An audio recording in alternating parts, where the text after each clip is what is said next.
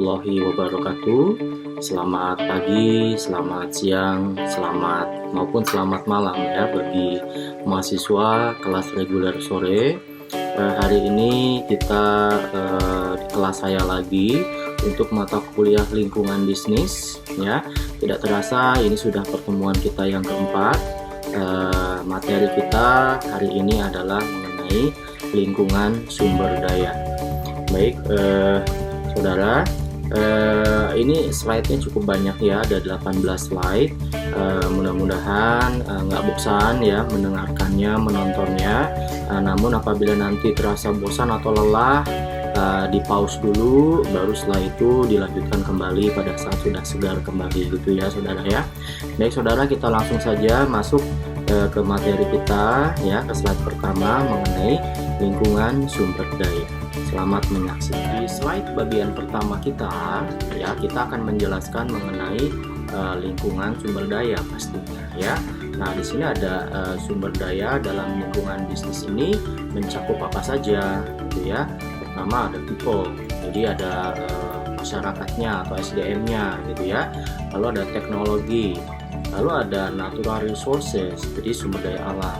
Oke ya, ada manusia, teknologi, dan sumber daya alam itu ya. Baik, sumber daya alam ini ya, tadi kan ada manusia, teknologi, dan ada sumber daya alam. Nah, sumber daya alam ini itu dibagi menjadi dua saudara ya. Ada yang renewable resources atau kita sebut sebagai dapat diperbaharui, dan ada non-renewable resources, itu tidak dapat diperbaharui. Oke, satu-satu ya. Renewable resources itu ya yang dapat diperbarui, contohnya ada labor atau tenaga kerja ya. Kalau ada water, air gitu ya. Coba sebentar. Sekarang kenapa tenaga kerja dapat diperbaharui? Nah, contohnya gini ya. Setiap hari atau mungkin setiap beberapa bulan di suatu perkantoran itu pasti ada yang karyawan yang resign ya, atau berhenti dari pekerjaannya. Nah, atau mungkin nggak cuma berhenti tapi pensiun gitu ya. Nah, pada saat orang itu berhenti atau pensiun, kan nanti tiap perusahaan itu akan menggantikan dengan karyawan baru gitu ya. Kan banyak yang melamar lagi setelah itu. Nah, makanya kenapa disebut SDM itu atau tenaga kerja itu adalah renewable ya, atau dapat diperbarui gitu ya. Lalu water. Nah, sekarang water itu ibaratnya kita menggunakan atau mengkonsumsi air gitu ya. Nah, tapi kan nanti air setelah kita konsumsi gitu ya, nanti bisa didaur ulang ya. Ya contohnya lagi misalnya air itu kita konsumsi lalu atau gimana ya, contohnya misalnya gini deh ya, air yang kita konsumsi itu akhirnya kita buang ke sungai misalnya kayak begitu ya. Dari sungai itu akan mengalir ke laut gitu ya. Nah, dari laut dia akan menguap karena kena panas matahari gitu ya, menguap ya, akhirnya menjadi awan gitu ya. Nah, setelah menjadi awan, karena ada proses di awan sana gitu ya, akhirnya apa? Akhirnya turun adanya hujan gitu ya. Nah, hujan masuk lagi ke dalam tanah gitu ya.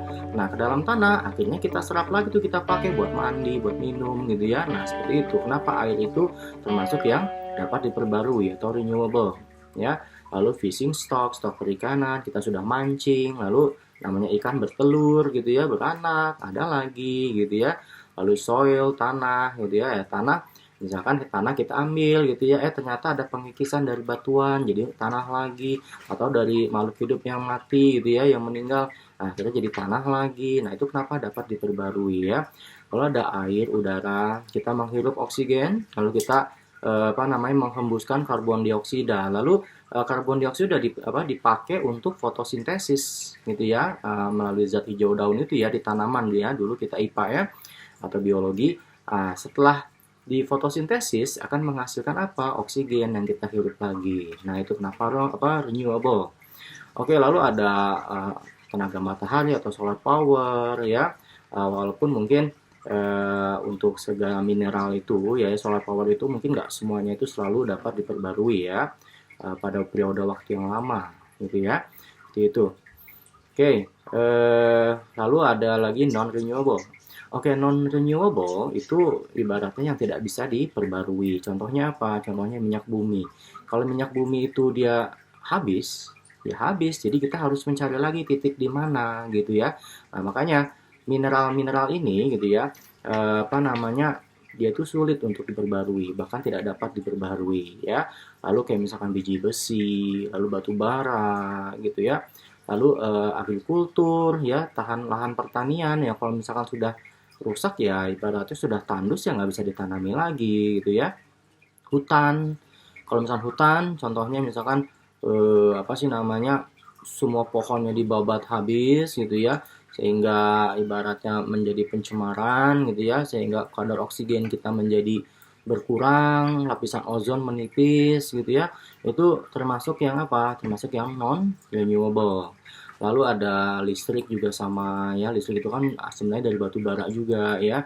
Akhirnya adalah tenaga listrik. Nah, kalau misalkan batu baranya habis ya, listriknya akhirnya jadi nggak ada gitu ya. Oke, eh, oke, lalu ya jadi batu bara listrik itu tadi ya berasal dari mineral ya, yaitu tadi dari batu bara salah satunya gitu ya. Ada juga sih sebenarnya listrik itu tenaga tenaga apa? Tenaga matahari ya, melalui tenaga uap atau apa yang bisa menghasilkan energi gitu ya. Nah, pokoknya seluruh mineral itu termasuk ke dalam sumber daya yang tidak dapat diperbarui atau non renewable resources. Oke, saudara, selanjutnya sebenarnya tadi ya, jadi sumber daya itu sebenarnya nggak hanya sumber daya alam saja ya, nanti ada sumber daya manusia juga, lalu nanti ada teknologi dan lain-lain ya, nanti akan kita bahas di sini ya. Oke, tadi kita sudah menjelaskan mengenai sumber daya alam ya, sumber daya alam yang bisa diperbarui maupun tidak dapat diperbarui. Oke, lalu sumber daya berikutnya yaitu ada sumber daya manusia. Oke ya. Nah, saudara sekarang lagi belajar ya, lagi belajar nanti ada mata kuliah manajemen sumber daya manusia gitu ya. Nah, itu mengapa dipelajari? Karena SDM ini sangat penting ya, sangat penting untuk apa? Untuk keberlangsungan perusahaan. Karena apa? Yang kita ingat ya bahwa perusahaan itu kan dia merubah input menjadi output gitu ya. Nah, yang untuk input itu salah satunya adalah dari SDM-nya. Kita nggak mungkin yang namanya apa namanya mesin itu bergerak dengan sendiri ya, pasti membutuhkan siapa? Membutuhkan SDM gitu ya. Oke, jadi manusia merupakan faktor penting dalam suatu perekonomian, baik sebagai yang memproduksi maupun yang mengkonsumsi suatu barang dan jasa ya. Oke, sumber daya manusia juga sebagai faktor penting dalam suatu input dalam proses produksi. Nah, tadi ya, perusahaan itu kan dia mengubah proses input menjadi output gitu ya. Oleh karenanya, kuantitas dan kualitas dari manusia akan berpengaruh terhadap suatu perekonomian gitu ya. Selanjutnya masih kita bahas mengenai sumber daya manusia. Kita akan mempelajari mengenai kuantitas dan produktivitas dari manusia itu sendiri ya. Jadi kuantitas dari manusia dalam dunia kerja ya tergantung pada beberapa faktor. Yang pertama, ukuran dari total populasi atau jumlah penduduk. Ya, kuantitas berarti kan jumlahnya gitu ya.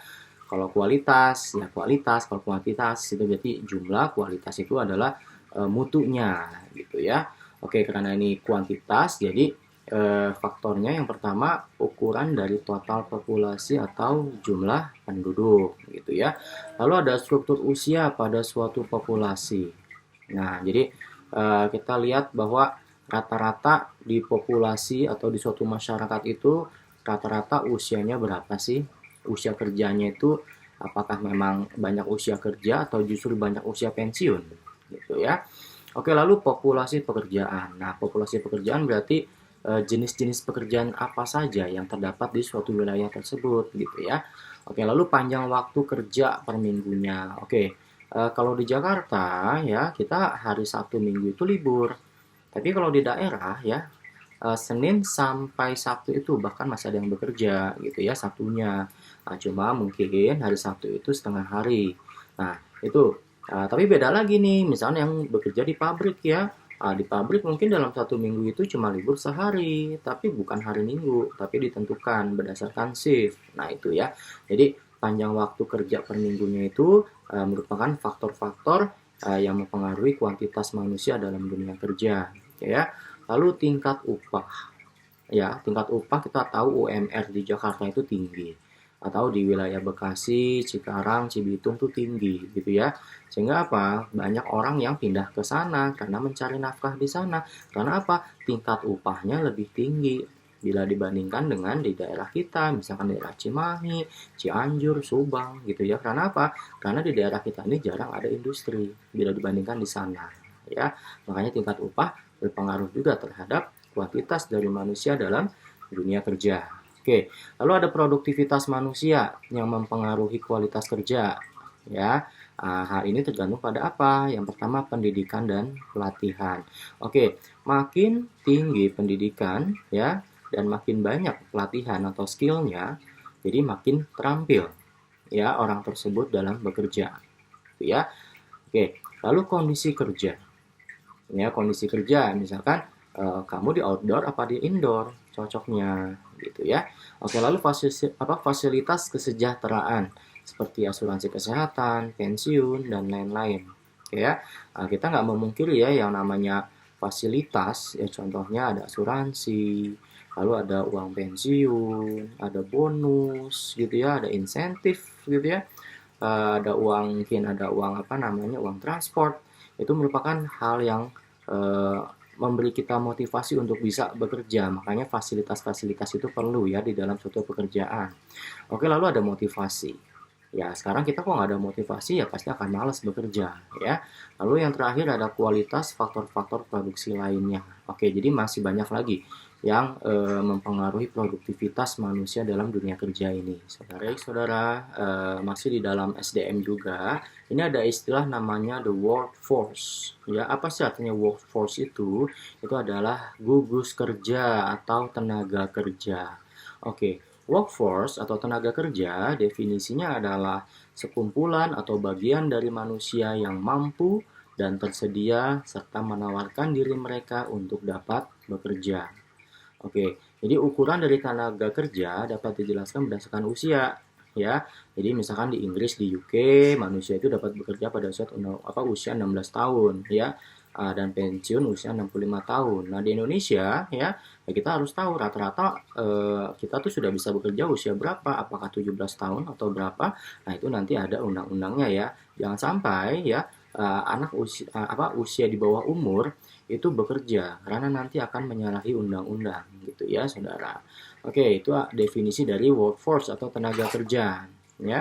Oke, lalu selanjutnya di sini ada beberapa definisi dari workforce. Yang pertama ya, tadi tenaga kerja itu ya. Yang pertama, mereka yang bekerja dengan digaji walaupun sudah pensiun, ya. Jadi walaupun dia pensiun, dia termasuk tenaga kerja juga gitu ya. Misalkan dia tetap menerima gaji, uang pensiun itu tiap bulan seperti PNS gitu ya. Nah, dia termasuk workforce juga atau tenaga kerja, ya. Lalu pekerja part time, ya. Part time ya, misalkan saya bekerja hanya dari jam 7 pagi sampai jam 11 siang. Nah, gitu ya. Selebihnya bebas. Nah, itu part time atau biasanya juga sesuai dengan kebutuhan ya. Yang freelance itu tuh yaitu part time ya. Nah, walaupun part time, mereka tetap dianggap sebagai workforce atau tenaga kerja gitu, saudara. Oke, lalu para pencari kerja, pengangguran ya, pengangguran kan nggak punya pekerjaan ya, kok jadi tenaga kerja? Iya, maksudnya gini, kan mereka pengangguran. Tapi walaupun pengangguran, tapi sebenarnya mereka itu termasuk tenaga kerja.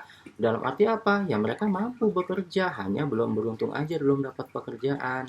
Tapi mereka termasuk ke dalam kategori workforce atau tenaga kerja gitu ya, atau gugus kerja gitu. Oke, lalu anggota tentara, ya TNI, Polri gitu ya, angkatan laut, itu semua walaupun mengabdi kepada negara, mereka juga termasuk tenaga kerja, workforce ya. Lalu self employed. Jadi self employed itu dia bekerja buat diri sendiri, contohnya pengusaha, profesional, contohnya sebagai notaris gitu ya, arsitek ya, dan konsultan dan lain-lain gitu ya, yang dia nggak kerja kantoran ya. Dia termasuk apa? Dia termasuk self employed itu dan termasuk ke dalam the workforce atau gugus kerja atau tenaga Saudara, dua slide ya berikut ini mungkin akan sedikit apa ya namanya, kita sedikit pusing ya. Kenapa? Kita akan mempelajari sedikit mengenai undang-undang gitu ya. Undang-undang mengenai apa ya? Mengenai SDM ini ya. Oke, kita baca ya slide-nya ya. Jadi berdasarkan pasal 68 dan pasal 69 Undang-Undang Nomor 13 Tahun 2003 tentang Ketenagakerjaan atau UUK ya, Undang-Undang Ketenagakerjaan, pada prinsipnya pengusaha atau pemberi kerja dilarang keras anak. Ini maksudnya dilarang keras anak tuh dilarang keras mempekerjakan anak gitu saudara ya. Namun sebenarnya ada pengecualian. Nah, pengecualian tertentu ini dapat memenuhi. Contohnya apa? Misalnya ada usia anak yang 13 sampai 15 tahun gitu ya. Nah, tadi kita masih ingat ya bahwa di Inggris itu dia usia 16 sudah boleh kerja, tapi di Indonesia kan belum tentu, belum apa, bukan begitu peraturannya. Nah, peraturan seperti ini. Jadi anak-anak tuh sebenarnya nggak boleh kerja di Indonesia. Tapi kalau misalkan dia mau kerja, jadi pada saat usia 13 sampai 15 tahun, dia dapat dipekerjakan untuk pekerjaan ringan ya, sepanjang tidak mengganggu perkembangan kesehatan fisik dan mental serta hubungan sosial anak. Jadi kalau sampai mengganggu sekolah ya, atau mungkin sampai mengganggu kesehatannya dia gitu ya, itu nggak diperbolehkan untuk usia 13 sampai 15 tahun. Tapi sekedar misalkan tungguin warung ibunya sementara hanya beberapa jam saja gitu ya, nggak masalah ya. Kenapa? Karena tidak begitu berat kerjanya ya. Lalu untuk mempekerjakan anak pada pekerjaan-pekerjaan yang ringan tersebut harus memenuhi beberapa syarat ya. Walaupun mungkin usianya 13 sampai 15 tahun dia sudah bisa bekerja secara ringan, tapi ini harus ada syaratnya. Dia boleh bekerja. Yang pertama, ada izin tertulis dari orang tuanya. Pastinya ya harus ada izin. Jangan sampai terpaksa anak ini ya, orang tua atau walinya yang mengizinkan. Lalu dibuat perjanjian kerja antara pemberi kerja dengan orang tua atau wali si anak sehingga jelas hubungan kerjanya.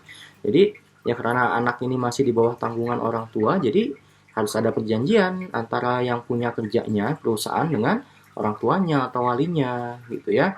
Lalu waktu kerja maksimum. Nah, waktu kerja maksimum tuh nggak boleh lebih dari 3 jam. Ya, maksimum hanya 3 jam. Ya, misalkan disuruh apa sih? Oh, disuruh misalkan kita sering lihat di TV ya. Oh, disuruh apa? Misalnya bawa air gitu ya. Nah, bawa air dia nggak boleh lebih dari 3 jam. Yang pasti dia harus tetap sekolah gitu ya. Nah, dia boleh pulang sekolah ikut bekerja. Nah, tapi maksimal 3 jam gitu ya. Oke. Yang keempat, hanya boleh dipekerjakan pada siang hari. Ya, dia nggak boleh begadang. Ya, anak kecil masih rentan ya. Jadi dia harusnya siang hari ya. Kalau pagi hari kan biasanya sekolah gitu ya. Sepanjang tidak mengganggu waktu sekolah. Nah, kalau misalkan sekolahnya siang, Pak, ya berarti dia cari yang waktunya pagi. Atau mungkin ya selepas itu ya, misalkan sekarang ada sekolah terpadu yang dari pagi sampai jam 4 sore gitu ya. Ya mungkin dia setelah sekolah ya dia maksimal 3 jam ya, mungkin sampai maghrib dia bekerja sebentar gitu ya. Oke, harus dijaga keselamatan dan kesehatan kerjanya. Oke, kita tahu bahwa anak-anak ini masih rentan gitu ya. Sebenarnya mereka belum cocok untuk bekerja. Jadi kewajiban kita yang memberikan kerja kepada anak-anak ini, kita harus menjaga kesehatan dia dan keselamatan kerja dia gitu ya. Pertama ketiganya. Oke, lalu yang utama, upahnya dibayar sesuai dengan ketentuan yang berlaku. Ya, jangan sampai ibaratnya dia berat kerjanya tapi hanya dibayar cuma Rp1.000, Rp2.000, nggak sebanding dengan tenaga yang dia keluarkan. Oke ya. Oke, lalu persyaratan-persyaratan mengenai izin dari orang tua atau wali, adanya perjanjian dan hubungan kerja, serta keharusan membayar upah kerja dikecualikan bagi anak yang bekerja pada usaha keluarga. Nah, tapi ini dikecualikan ya. Kalau misalnya dia bekerja pada usaha keluarga, ya contohnya dia jaga warung ibunya, ya, atau mungkin bantuin bapaknya, misalkan dia orang tuanya bapaknya punya bisnis akuarium, dia anaknya bantuin nguras akuariumnya gitu ya. Nah itu beda lagi ya, itu kan usaha keluarga, home industry. Jadi ibaratnya ya nggak digaji, karena apa? Ya keuntungannya kan dimakan bareng-bareng ya, makan bareng-bareng gitu ya. Lalu buat nafkahnya dia juga itu ya. Nah itu beda ya, nggak perlu perjanjian segala, dan nggak perlu ibaratnya apa, nggak perlu diupah juga nggak apa-apa gitu ya, karena anak sendiri ibaratnya seperti itu. Baik saudara ya, mudah-mudahan belum bosan ya. Baik, lalu yang kedua ya, tadi kita membahas mengenai pasal-pasal ya. Oke, mengenai anak-anak. Lalu yang kedua ya, anak-anak itu ya, tadi kan 13 sampai 15 ya. Nah, kalau untuk anak-anak yang berusia 15 sampai 18 tahun itu sudah dapat dipekerjakan secara normal ya. Uh, jadi secara umum itu akan tetapi tidak boleh dieksploitasi untuk bekerja pada pekerjaan-pekerjaan yang berbahaya ya. Contohnya misalkan di bangunan gitu ya, menjadi kuli bangunan yang di gedung-gedung tinggi gitu ya, atau mengolah sesuatu yang ibaratnya butuh keterampilan skill orang dewasa gitu ya, itu tidak diperbolehkan ya. Jadi apa namanya, eh, pokoknya yang membahayakan dirinya, ancaman maupun kesehatan dan keselamatan dan moral juga ya. Jadi nggak boleh ya, terutama kayak misalkan anaknya udah mulai dewasa, 15 sampai 18 tahun sudah mulai dewasa, misalkan anak perempuan, misalkan dipekerjakan sebagai wanita tunasusila. Nah itu sangat nggak apa, sangat tidak diperbolehkan sama sekali ya, karena apa, itu merusak moral seperti itu ya. Nah, lalu pada usia ini anak sudah mendekati cakap ya, atau sudah dewasa untuk melakukan hubungan kerja tanpa kuasa atau tanpa wali ya. Nah, jadi dia udah cukup mengerti, jadi nggak perlu pakai perjanjian-perjanjian antara perusahaan dengan orang tuanya atau walinya, cukup perusahaan dengan dirinya aja langsung gitu ya. Nah, apabila usia anak lebih 18 tahun, ia sudah dapat bekerja secara umum dan normal sesuai dengan kualifikasi dan kompetisi kerja atau profesi yang ia miliki. Jadi kalau sudah lebih dari 18 tahun ya dia sudah normal ya, seperti tenaga kerja yang lain gitu ya. Nah, itu kondisi di Indonesia ya. Lalu usia pensiun. Nah, tadi kan ibaratnya kita mulai kerja. Nah, sekarang ada pensiunnya nih ya. Nah, kalau usia pensiun itu ditentukan ya pada pasal 15 PP 45 tahun 2015. Ketentuannya gimana? Nah, jadi untuk pertama kali usia pensiun itu ditetapkan 56 tahun ya, di PNS, BUMN gitu ya, itu swasta banyak kan tuh 56 tahun gitu ya.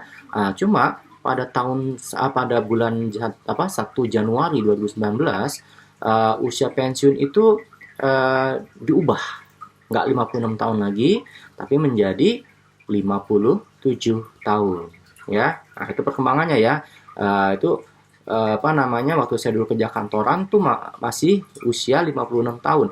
Tapi pada saat 1 Januari 2019 sekarang diperbolehkan menjadi 57 tahun. Ya. Nah, ternyata berkembang lagi nih ya.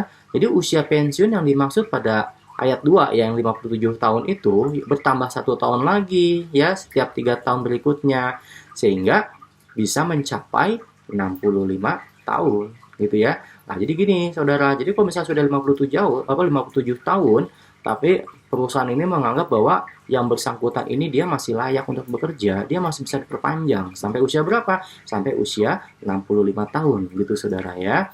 Oke, dalam hal peserta telah memasuki usia pensiun, tetapi yang tetap dipekerjakan peserta dapat memilih untuk menerima manfaat pensiun pada saat mencapai usia pensiun atau pada saat berhenti bekerja dengan ketentuan paling lama 3 tahun setelah usia pensiun ya. Nah, itu tadi ya. Misalnya dia sudah masuk usia pensiun nih ya, tadi misalnya 65 ya. Nah, mentok-mentoknya ibaratnya gitu ya, misalkan dia tetap dipekerjakan itu maksimal 3 tahun aja ya. Jadi berapa tuh, 68 ya, itu sudah maksimal gitu ya saudara ya. Nah, tapi beda dengan dosen itu 70 tahun lebih boleh gitu ya. Nah, tapi kalau misalkan di dunia kantoran itu 65 tahun udah ya. Kalau menurut perusahaan itu sudah tidak bisa diperpanjang lagi karena sudah terlalu tua ya, ya sudah 65 tahun, tapi ternyata dia masih mampu, ya udah maksimal paling lama 3 tahun lagi, yaitu jadi 68 gitu ya saudara. Aduh Pak, sudah 7 slide tapi nampaknya kita pusing ya gitu ya, belajar mengenai pasal-pasal. Oke saudara, kalau misalkan ya saudara lelah, jangan dipaksakan ya, tapi jangan malas ya. Silakan saudara istirahat dulu ya, jangan sampai nanti merasa lelah malah jadi bosan ya. Jadi saudara boleh istirahat, lalu di pause saja videonya, lalu nanti play lagi pada saat sudah siap, pada saat sudah segar kembali ya. Baik ya, jangan sampai pusing seperti burung-burung tuh ya di atas itu berputar mengelilingi saya juga jadi pusing kalau saudara pusing juga ya. Baik ya, oke. Silakan kamu istirahat dulu, tapi setelah itu pause lalu di play lagi ya saudara ya. Mudah-mudahan semuanya sudah mulai fresh kembali ya, tidak pusing lagi, tidak lelah lagi, tidak bosan lagi. Kita lanjut lagi ya perkuliahan kita. Ini masih berhubungan dengan sumber daya manusia ya. Oke, kita lihat bahwa sumber daya manusia itu kan mereka tenaga kerja yang bekerja, oke ya. Nah, mereka pastinya ada waktu kerjanya. Kita di sini sebut sebagai minggu kerja. Oke. Ketentuan waktu kerja yaitu selama 40 jam per minggunya, ya. Ini sesuai dengan pasal 77 ayat 1 Undang-Undang Nomor 13 tahun 2003. Jadi dalam seminggu yaitu kita standarnya itu harus 40 jam. Kalau lebih dari 40 jam, ya perusahaan mewajibkan harus membayar uang lembur, gitu ya saudara ya. Oke, lalu kita lanjut. Jadi itu tidak cocok bagi sektor usaha atau pekerjaan tertentu. Ya contohnya misalnya pabrik ya, mungkin pabrik dia membutuhkan waktu yang lebih, gitu ya. Oke, lalu ketentuan mengenai waktu kerja pada sektor usaha atau pekerjaan tertentu tersebut selebihnya diatur dalam keputusan menteri ya. Mudah-mudahan sih setiap setiap tahun atau setiap per 5 tahun itu ada perubahan yang lebih membawa ke arah positif bagi perkembangan SDM ya. Nah, jangan sampai seperti ibaratnya yang kemarin Omnibus Law ya, ternyata katanya banyak merugikan SDM-nya gitu. Selanjutnya saudara, ini mengenai upah, wages ya. Oke, upah ini masih berhubungan dengan SDM ya. Upah ini sangat penting ya bagi para tenaga kerja. Kenapa? Justru motivasi utama ini adalah mereka ini adalah apa? Ya upah gitu ya. Jadi jelas bahwa upah merupakan faktor utama mengapa manusia ingin bekerja. Hal ini akan mempengaruhi permintaan dan penawaran dalam suatu perekonomian. Oke ya, kita lihat grafik di bawah.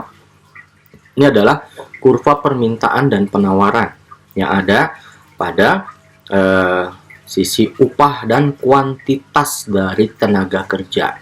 Oke ya, kalau kita bandingkan antara upah itu kita lihat bahwa garisnya yang vertikal ya, sedangkan kuantitas atau jumlah tenaga kerja yang horizontal.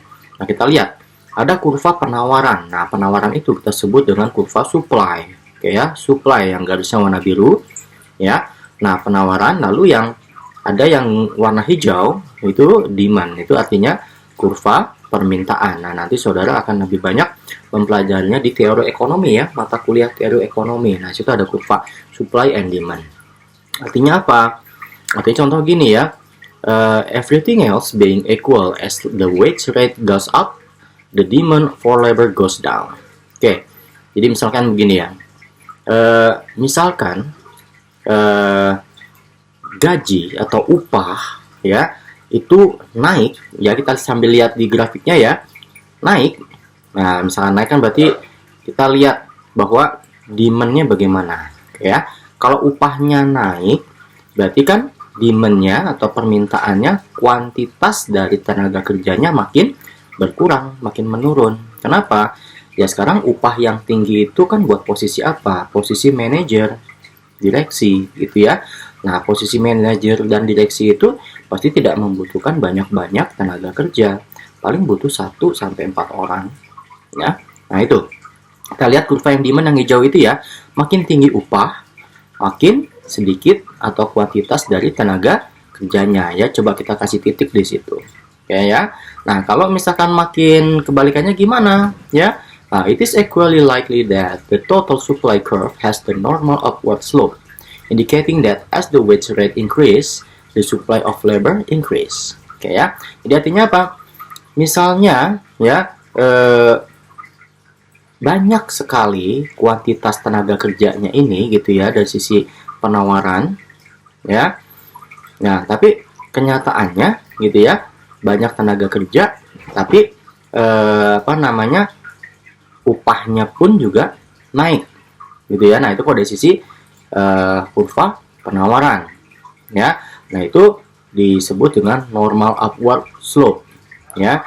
Jadi pada saat kita akan ulang lagi ya, pada saat upahnya itu naik, kita sambil lihat garis supply-nya itu ya, pada saat naik kasih titik-titik ya, apa namanya, supply-nya ya, kuantitas dari tenaga kerjanya juga ikut naik gitu ya. Nah, itu kok berdasarkan supply atau permintaan. Jadi andai kata memang lagi ada permintaan nih gitu ya, oh ada gaji tinggi, oh pasti semua orang mau dong ya. Akhirnya apa, akhirnya mereka berbondong-bondong ingin melamar ke perusahaan itu karena apa, memberikan upah yang lebih tinggi begitu. Oke saudara, nah masih ingat kejadian kemarin ya mengenai Omnibus Law ya, di mana para serikat pekerja melakukan demonstrasi besar-besaran menolak rancangan undang-undang ya, yang dimana katanya lebih banyak keberpihakan kepada pemilik usaha dibandingkan dengan para pekerjanya sendiri ya, terutama para cukong-cukong asing gitu ya. Nah, di sini ada hal yang bisa menggerakkan para tenaga kerja tersebut, yaitu disebut dengan serikat pekerja. Jadi serikat pekerja ini ada beberapa jenis serikat pekerja yang berkaitan dengan serikat pekerja ini, gitu ya. Yang sangat pertama ya serikat pekerja ya dari keseluruhan karyawan-karyawan ya, karyawan pabrik ya, karyawan mungkin restoran atau hotel, itu disebut serikat pekerja semuanya ya. Nah, itu masing-masing punya organisasi masing-masing ya. Lalu ada serikat industri. Nah, serikat industri berarti dia ini memang di industri yang sama, contohnya otomotif ya, serikat pekerja otomotif gitu ya, yang bidang makanan atau kuliner di bidang kuliner. Nah, itu industri kuliner. Lalu industri yang lainnya ya, lalu serikat umum ya, ini berhubungan dengan ya tadi ya, keseluruhan yang bersifat umum pekerjaannya. Lalu ada serikat pekerja kerah putih. Nah, kalau kerah putih berarti ibaratnya ini yang memang sudah punya posisi yang tinggi ya, minimal misalkan dia supervisor ya, supervisor ke atas, supervisor, manager, dan sampai dengan direksi gitu ya. Oke saudara, nah ini selanjutnya ada beberapa kendala yang dihadapi para tenaga kerja, yaitu berupa imobilitas, yaitu hambatan dalam bergeraknya ya. Jadi yang dibagi dua ya, jadi ada imobilitas tenaga kerjanya dan ada imobilitas di tempat kerjanya. Nah, kalau imobilitas tenaga kerja ya, itu ada tidak bergerak secara geografis gitu ya. Lalu ada biaya pindah ya. Lalu ini maksudnya kendala ya. Lalu ada mungkin ada kekurangan perumahan di daerah tertentu ya. Lalu akan ada banyak ikatan sosial. Nah, itu membuat kadang-kala kalau kita terlalu terikat, kadang-kala suka males juga gitu ya, gitu ya. Lalu ada bagi orang-orang yang memiliki anak-anak, jadi mereka lebih mementingkan sekolah menjadi penting. Ya, gitu. Contohnya gini, ya, eh, apa namanya, kita, anak-anak kita harus sekolah di misalkan di daerah mana, sedangkan kita bekerjanya cukup jauh ya, butuh waktu 3 jam. Itu membuat apa? Membuat kita jadi males kan bekerja di situ ya. Karena apa? Transportasinya mahal dan waktu juga. Nah, itu yang dimaksud dengan imobilitas, kita ada hambatan di situ. Ya, itu salah satu contohnya. Ya. Lalu kalau ada imobilitas, ada hambatan ya di tempat kerja. Nah, yang pertama ada beberapa pekerjaan membutuhkan kemampuan alami yang mungkin tidak dimiliki seseorang. Misalnya sebagai penghibur, sepak bola, sebagainya gitu ya. Ya contohnya misalkan orang bekerja ya sebagai apa namanya, stand up comedy gitu ya. Tapi kalau misalkan dia secara alami dia tidak bisa untuk memancing audiens itu untuk tertawa, ya susah ya. Jadi tertekan gitu loh ya. Kalau misalnya dia bukan tipe orang humoris ya susah gitu ya. Nah, itu butuh kemampuan alami, atau mungkin contoh koki gitu ya. Walaupun resepnya itu sudah sudah detail, tapi kalau misalkan dia memang tidak berbakat memasak ya susah. Ya, karena apa? Cita rasanya itu dia nggak bisa gitu ya, karena dia harus punya standar. Nah, seperti itu. Oke, lalu pelatihan dibutuhkan oleh banyak pekerjaan, misalnya dokter, insinyur gitu ya. Ya kita lihat ya. Sekarang namanya dokter baru lulus, ya kadang-kala kita andai kata kita jadi pasien, kita suka ragu ya. Aduh, ini dokter baru lulus, bisa nggak ya? Gitu ya. Oh, tapi beda dengan yang dokter yang sudah sepuh, yang sudah senior gitu ya. Kita menganggapnya adalah pengalaman. Nah, jadi itu profesi-profesi itu membutuhkan apa? Membutuhkan pelatihan, butuh pengalaman, ya. Itulah sebenarnya yang menyebabkan hambatan atau imobilitas di tempat kerja, gitu ya. Oke, lalu untuk memasuki beberapa pekerjaan seperti memulai bisnis kita sendiri, itu diperlukan sejumlah modal, ya. Ya, sekarang kita gini, kita mau bikin bisnis, ya. Kita sih sudah semangat, tapi nggak ada modal, ya bingung juga gitu ya, gimana gitu ya. Atau mungkin ya kita ibaratnya bekerja, ya misalkan sebagai apa, ahli fotografer, tapi kita nggak bisa fotografi, ya kan kita kudu modal dulu, sekolah dulu gitu ya, sekolah fotografer dulu, baru kita bisa bekerja. Nah, itu salah satu imobilitas di saudara. Lingkungan sumber daya selanjutnya ya, yang masih berupa sumber daya, tadi sumber daya alam, lalu sumber daya manusia, dan sekarang ada teknologi. Teknologi merupakan salah satu sumber daya yang dibahas kita hari ini gitu ya.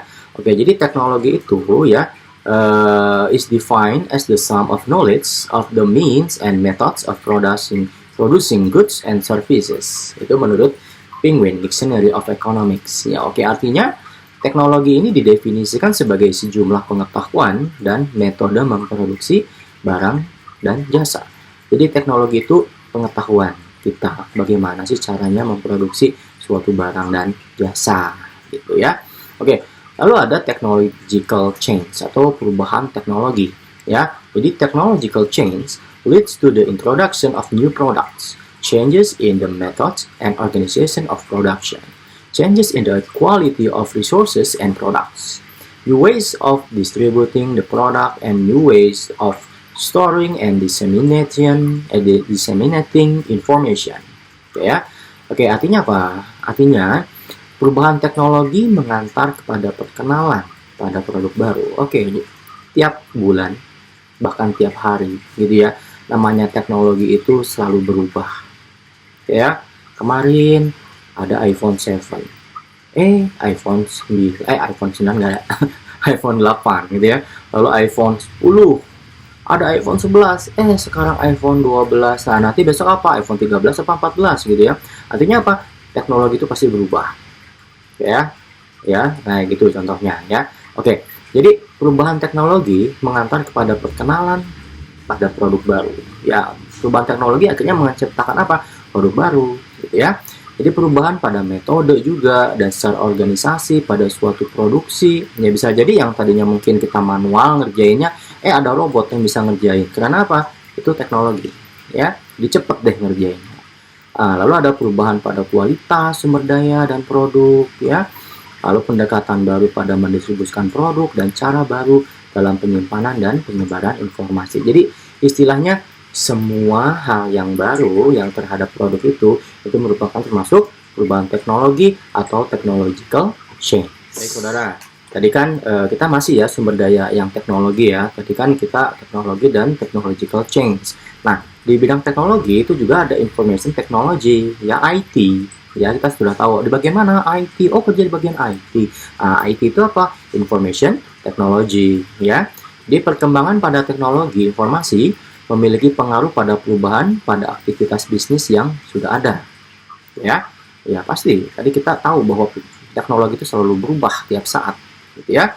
Oke, lalu ada pengaruh teknologi informasi pada suatu perusahaan. Apa aja nih pengaruhnya? Yang pertama dari sisi administrasi. Kalau ada teknologi pasti akan lebih bagus kan, lebih maju gitu ya. Oke, lalu komunikasi.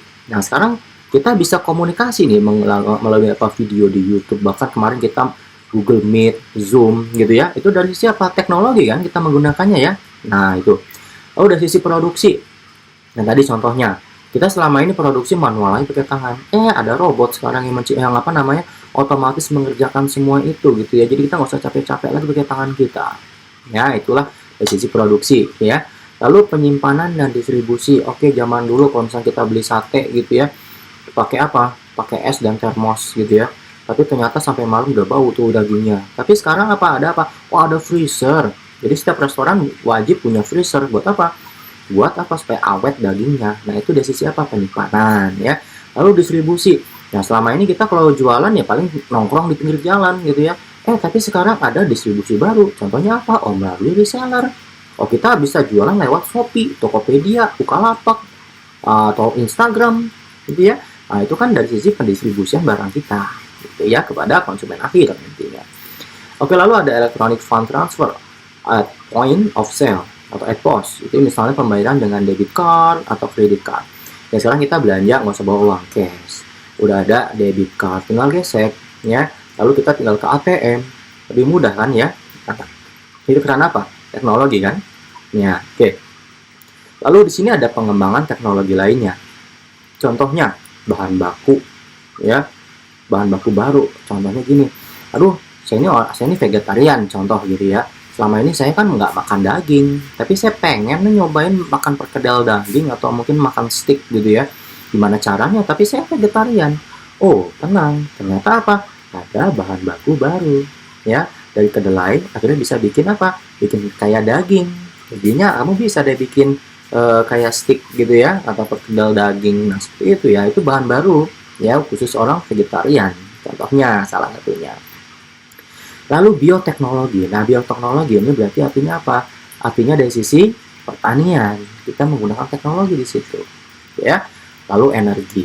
Oke, selama ini kita selalu menggunakan, kalau naik motor gitu ya, menggunakan bensin. Kita tahu bahwa bensin itu adalah termasuk minyak bumi ya, yang tidak dapat diperbaharui. Tapi kita bisa di sini pengembang teknologi dari sisi energi itu. Contohnya apa? Misalkan menggunakan bioetanol. Bioetanol itu berarti alkohol gitu ya, sehingga dari bioetanol itu bisa menggantikan bensin. Atau kita pernah mendengar bahwa menggunakan tenaga air ya, kalau nggak salah motor gitu ya. Nah, itu berarti apa? Pengembangan teknologi lainnya di bidang energi ya, banyak. Misalnya listrik diganti dengan tenaga matahari gitu ya, itu salah satu contohnya. Saudara, tadi sudah sumber daya alam, sumber daya manusia, teknologi. Lalu ada sumber daya lagi yaitu capital. Capital adalah kita sebut sebagai modal. Oke ya, modal uang, bukan cuma uang, banyak ya. Oke, kita lihat ya. Oke, capital adalah segala sesuatu yang digunakan di dalam suatu produksi. Atau capital atau modal merupakan stok dari barang yang digunakan untuk produksi, di mana stok persediaan barang tersebut akan terus-menerus digunakan dan perlu diganti pada saat dibutuhkan. Jadi capital itu bukan cuma uang aja, bisa berupa apa? Nah, kita lihat ya, jenis capital atau modal ya. Pertama ada working capital. Working capital itu consists of the stock of raw material and component used in production things. Jadi working capital, modal kerja ya, itu terdiri dari apa? Oh, terdiri dari bahan baku, bahan mentah ya, bahan mentah dan apa? Komponen-komponen yang dibutuhkan untuk memproduksi bahan mentah tadi. Ya, contohnya mesinnya ya, mesinnya untuk memproduksi alat potongnya, apalah gitu ya. Oke, lalu selain working capital itu ada fixed capital ya, modal tetap ya. Jadi modal tetap itu terdiri dari buildings, gedung ya, lalu ada tanah gitu ya, mesin-mesin yang besar, yang susah gitu ya. Nah, ciri-ciri fixed capital itu adalah dia ini tidak bisa dipindah-pindahkan, dia tetap di situ aja gitu ya. Andai kata dipindahkan misalkan mesin gitu ya, wah mesin itu berat banget ya, berapa meter gitu ya, kan susah. Nah, itu termasuk apa? Fixed capital. Nah, sedangkan yang bisa dipindah-pindahkan apa? Yaitu tadi working capital gitu ya. Oke. The main difference between the two is that fixed capital gives a low flow of service of a long period of time. Ya, jadi fixed capital itu dia memberikan jangka waktu pemakaiannya itu tuh periodenya lama. Ya iyalah lama lah. Sekarang kita namanya gedung tuh kan bisa bertahun-tahun ya, berpuluh tahun kadang-kadang ya gitu ya. Sedangkan working capital, tapi apa, modal kerja itu butuh diganti setiap periode. Ya sekarang gini, bahan baku habis, ya kita harus beli lagi kan. Nah itu makanya harus diganti, to be replaced. Lalu saudara, tadi kan capital ya, tadi ada capital, ada working capital, ada fixed capital. Lalu ada satu lagi yang namanya social capital. Ya, jadi social capital dan nanti ada infrastruktur. Ya, itu juga termasuk capital, infrastruktur ya. Jadi social capital itu modal yang dimiliki oleh komunitas sosial seperti sekolahan, rumah sakit, dan fasilitas umum lainnya. Jadi intinya apa? Ini adalah modal yang dimiliki oleh semua orang, bukan per individu. Ini buat umum, contohnya apa? Taman, gitu ya. Kita banyak di Bandung taman apa? Taman superhero, lalu taman lalu lintas apa gitu ya. Nah, itu sebenarnya fasilitas umum ya. Di kita di Cimahi ada Taman Kartini yang kita bebas tuh, paling cuma bayar parkir doang gitu kan ya. Nah, itu dimiliki oleh semua atau komunitas sosial ya. Sekolah negeri juga sama, rumah sakit umum daerah sama gitu ya. Oke, lalu ada infrastruktur. Apa sih infrastruktur itu? Ya, contohnya kalau dalam hal transportasi, infrastrukturnya ada jalan raya, ada rel kereta, jalur sungai atau laut ya, untuk kapal laut ya. Nah, itu infrastruktur dari sisi transportasi ya. Lalu ada energi ya. Energi misalkan itu untuk bahan bakar produksi ya. Bahan bakar produksi ya contohnya tadi, misalkan kita naik motor itu atau naik mobil, kita butuh bensin. Nah, bensin itu termasuk energi ya. Lalu air. Nah, air itu sarana transportasi, pendistribusian ya. Kalau kita lihat di Kalimantan tuh untuk mendistribusikan kayu gelondongan itu dia menggunakan sungai, air gitu ya. Nah, gitu ya. Oke, untuk teknologi misalnya jalur komunikasi perusahaan ya, nggak usah jauh-jauh lah. Kita kayak misalnya kita kuliah gini juga kan kita melalui Zoom, Google Meet ya, melalui Google Classroom, melalui video di YouTube. Nah, seperti itu sarana komunikasi. Mudah-mudahan belum bosan ya dan belum ngantuk ya. Oke, selanjutnya ya, sumber daya itu masih termasuk ke teknologi juga, yaitu ada inovasi dan teknologi. Jadi kita melakukan inovasi ya, inovasi baru lah ibaratnya. Jadi terdapat dua inovasi yang terjadi akibat perubahan teknologi. Yang pertama, product innovation ya, misalnya inovasi produk ya. Lalu ada proses innovation, yaitu proses inovasi. Nah, contohnya apa ya? Jadi kalau produk innovation, inovasi produk itu pengembangan produk baru ya. Contohnya gini deh. Nah, di sini saya ngasih penjelasan mengenai Indomie. Nah, dulu zaman saya masih kecil, Indomie itu cuma ada Indomie rebus ya. Rasa apa? Rasa kaldu ayam, super mie malah gitu ya. Tapi sekarang coba lihat, ada nggak inovasi produk? Wah, kalau kita lihat ke supermarket, wah, Indomie sekarang udah ada ayam bawang, soto gitu ya. Lalu ada rasa Nusantara lagi, rasa soto Medan, soto Banjar ya. Dan lagi ada mie goreng sekarang ya, mie goreng rendang ya. Lalu mie goreng selera yang Korea bahkan gitu ya. Nah, itu kan inovasi produk. Nah, itu termasuk dalam inovasi bidang teknologi ya. Lalu ada proses innovation, yaitu proses inovasi di bidang inovasinya. Kalau tadi produknya, kalau proses inovasi ini di bidang inovasi di prosesnya ya. Nah, contohnya apa? Ya contohnya ya misalkan di sini sih contohnya mesin perakit mobil gitu ya. Nah, sekarang gini aja deh, saya kasih contoh yang lain. Kamu tahu donat kan? Ya, tahu kan donat? Kalau zaman dulu gimana cara bikin donat? Kan biasa dibawa gitu dulu gitu ya, lalu colok bagian tengahnya gitu ya, lalu dibuat bulat gitu ya, lalu setelah itu digoreng gitu kan ya. Nah, itu secara manual. Tapi kamu tahu sekarang bagaimana cara proses inovasinya donat itu? Wah, sekarang sudah ada mesin, ada robot yang kita tinggal naruh adonannya aja, nanti otomatis otomatis akan membentuk donat sendiri ya. Otomatis ngegoreng sendiri, otomatis dikasih topping di atasnya sendiri, nggak perlu kita suruh lagi gitu ya. Nah, itu dari sisi apa itu berarti? Itu dari sisi proses, inovasi di bidang prosesnya. Sudah slide terakhir, saudara. Saudara paling senang ya kalau udah terakhir gini ya. Tapi jangan lupa, terus pelajari dulu semuanya ya. Jangan sampai asik slide terakhir, tapi tidak paham isinya. Percuma dong ya kita kuliah. Oke. Terakhir nih saudara nih, ini adalah tentang research and development (R&D). Ya, Nanti saudara kalau misalnya bekerja di suatu perusahaan yang besar, itu pasti dia punya bagian yang namanya R&D, Research and Development. Ya, apa sih ya Research and Development itu? Jadi research itu berupa theoretical dan aplikasinya. Jadi kita melakukan analisa, melakukan ya research, melakukan apa tuh ya research itu? Jadi kita melihat, mengamati yang ada kondisi di lapangan tuh kayak gimana, itu research. Ya, lalu kita mencari jawabannya. Lalu development itu merupakan menggunakan hasil research pada proses produksi. Nah, kita melakukan riset dulu, sudah dapat hasilnya, lalu kita melakukan development, ya. Jadi kita menggunakan hasil riset tadi buat apa? Karena di sini kita buat bisnis, berarti buat produksi kita, gitu ya. Jadi kegiatan research and development atau R&D itu ditujukan untuk mengembangkan produk baru dan proses produksi yang dapat menghantarkan suatu produksi agar lebih menghasilkan profit. Jadi nanti andai kata kamu menjadi seorang manajer ya, atau mungkin ditempatkan di bagian R&D, tugas kamu adalah melakukan research dan melakukan pengujian hasil riset tersebut terhadap produksi barang atau jasa kamu, gitu ya. Nah, dari situ apa? Ya tujuannya ya memang buat profit perusahaan, laba, gitu saudara ya.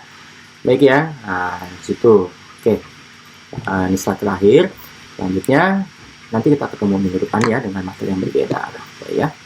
Baik saudara, demikian materi kita hari ini mengenai lingkungan sumber daya. Mudah-mudahan dapat dicerna dengan baik ya materinya. Walau mungkin ya cukup banyak juga sih slide-nya ya. Seperti tadi saya bilang bahwa silakan saudara ulang-ulang lagi andai kata memang belum mengerti, dan apabila ingin ada yang ditanyakan silakan ya, seperti biasa boleh saudara boleh menuliskan komentar ya di Google Classroom kita, atau mungkin via WA saya juga boleh, gitu ya saudara ya. Baik, nanti minggu depan kita akan membahas lingkungan yang berbeda lagi saudara ya. Jadi saya harap diktatnya dibaca ya saudara ya, jangan mengandalkan dari PowerPoint aja, gitu ya.